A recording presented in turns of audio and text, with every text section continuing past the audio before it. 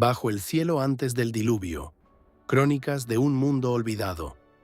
Vivir en los tiempos de Noé no era simplemente existir, era caminar sobre una tierra que lentamente se estaba rompiendo por dentro. El mundo era vasto, hermoso, lleno de vida. Los ríos corrían claros, los árboles eran gigantescos y los cielos parecían infinitos. Pero había algo más, algo que no se podía ver con los ojos, pero se sentía en el alma. Una corrupción silenciosa que crecía día tras día. Las ciudades eran bulliciosas, había mercados, fiestas, música, riqueza, pero también violencia, engaño y orgullo. La gente ya no temía a Dios, se burlaban de todo lo sagrado, como si nada tuviera consecuencias. Yo nací en medio de ese mundo. Desde pequeño escuchaba historias de un hombre diferente, un hombre justo, un hombre que no caminaba como los demás. Su nombre era Noé. No es como nosotros, decía la gente. Habla con Dios. Algunos lo respetaban, la mayoría se reía. Pasaron los años y un día decidí verlo con mis propios ojos. Lo encontré lejos de la ciudad, en un terreno abierto. Allí estaba, trabajando bajo el sol, construyendo algo tan grande que parecía desafiar la lógica, un arca. Una estructura inmensa de madera que no tenía sentido en un mundo donde nunca había llovido de esa manera. El sonido del martillo contra la madera era constante, firme, casi profético. ¿Por qué haces esto?, le pregunté. Noé se detuvo. Me miró con una paz que no había visto en nadie más. Porque el juicio viene, y Dios, en su misericordia, está dando una oportunidad. Sus palabras me estremecieron. ¿Juicio?, repetí. ¿Por qué? Porque la maldad del hombre ha llenado la tierra, respondió. Pero aún hay tiempo. Si decides escuchar.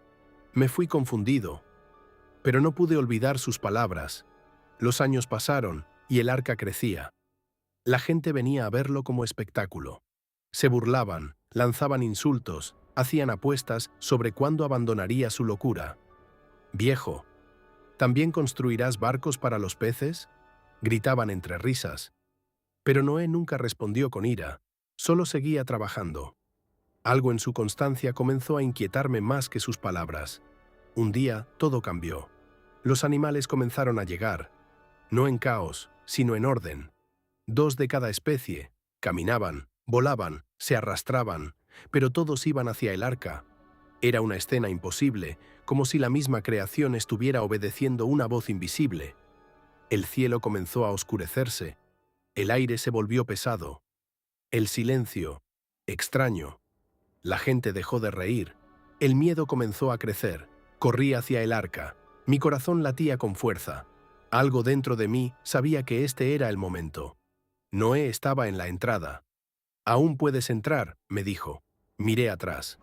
Mi familia, mi hogar, todo lo que conocía. Pero entonces, el cielo rugió, un trueno partió el silencio y la primera gota cayó sobre mi rostro. Entré, la puerta se cerró, no por manos humanas, sino por voluntad divina. Entonces comenzó el fin. La lluvia cayó como nunca antes. No era solo agua del cielo. Las profundidades de la tierra también se abrieron. Era como si el mundo estuviera siendo deshecho. Dentro del arca, el sonido era aterrador.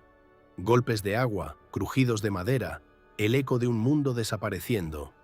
Los primeros días fueron los más difíciles. El miedo, la incertidumbre, el encierro. Pero poco a poco, algo cambió. El tiempo dentro del arca no se medía por días, sino por transformación. Aprendimos a vivir en silencio, a confiar, a observar. Noé no era solo un constructor, era un guía.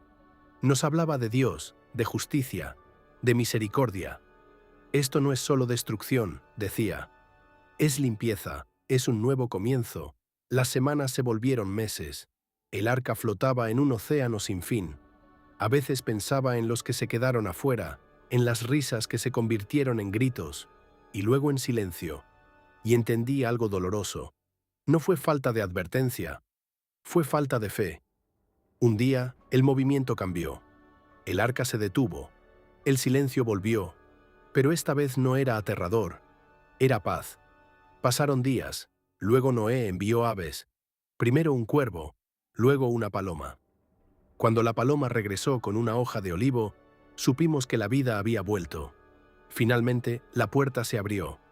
Salimos. El mundo era irreconocible. No había ciudades.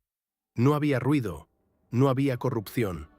Solo tierra húmeda, aire limpio y un cielo que parecía nuevo. Entonces sucedió algo que nunca olvidaré. Dios hizo un pacto. Un arco apareció en el cielo. El arco iris brillaba como una promesa viva. Noé cayó de rodillas, y yo también, porque en ese momento entendí. Vivir en los tiempos de Noé no fue solo presenciar el fin de un mundo, fue ver la paciencia de Dios llevada al límite.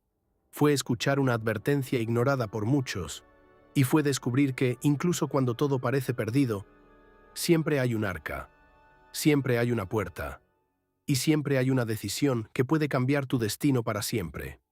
Después de salir del arca, el silencio era tan profundo que parecía tener peso. Cada paso sobre la tierra húmeda era un recordatorio de que el mundo anterior había desaparecido para siempre. El viento soplaba suavemente, como si acariciara la nueva creación.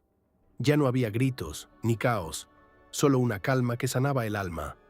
Miré el horizonte, buscando algo familiar, pero no había nada. Todo era nuevo. Todo comenzaba otra vez.